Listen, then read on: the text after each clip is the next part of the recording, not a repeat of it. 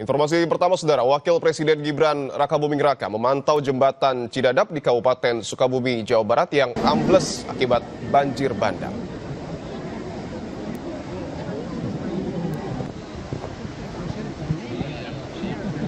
Dalam kunjungannya, Wapres Gibran didampingi Bupati Sukabumi Asep Japar.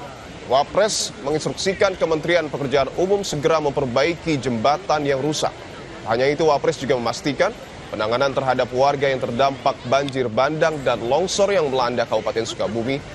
Jembatan Cidadap yang ambles merupakan akses penting bagi warga untuk beraktivitas.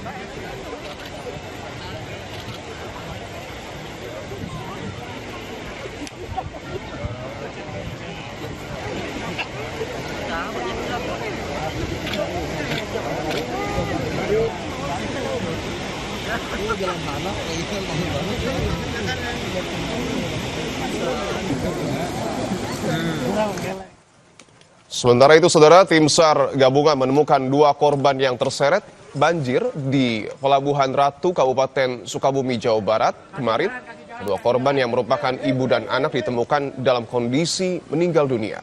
Keduanya ditemukan di bawah material reruntuhan rumah yang ambruk terseret banjir. Saat kejadian, kedua korban dilaporkan berada di dalam rumahnya yang berada di pinggir sungai Cipalabuhan.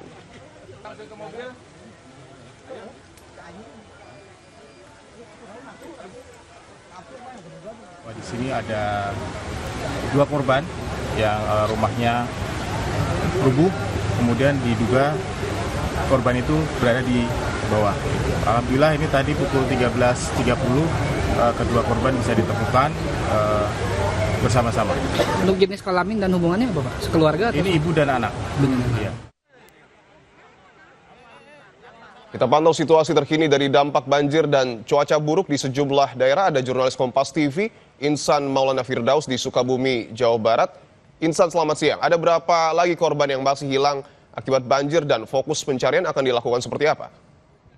Ya, terima kasih Dipo dan juga saudara. Memang hingga saat ini terdapat 5 orang yang memang belum ditemukan oleh tim SAR gabungan yang dinyatakan hilang, yang berada di 2 kecamatan, yaitu di Kecamatan Lengkong berjumlah 3 orang dan Kecamatan Simpenan berjumlah 2 orang. Untuk Kecamatan Lengkong dan Simpenan ini yang berjumlah 5 orang, ini adalah korban longsor yang saat mungkin mereka beraktivitas di lokasi dan mereka tertimbun longsor. Dan memang hingga saat ini tim SAR gabungan yang dipimpin oleh Basarnas masih melakukan koordinasi dengan BPBD karena terkait untuk akses menuju lokasi titik pencarian itu sulit untuk ditembus karena memang ada beberapa longsoran yang menutup jalan di sejumlah titik serta memang akses kendaraan untuk masuk ke titik tersebut itu sulit.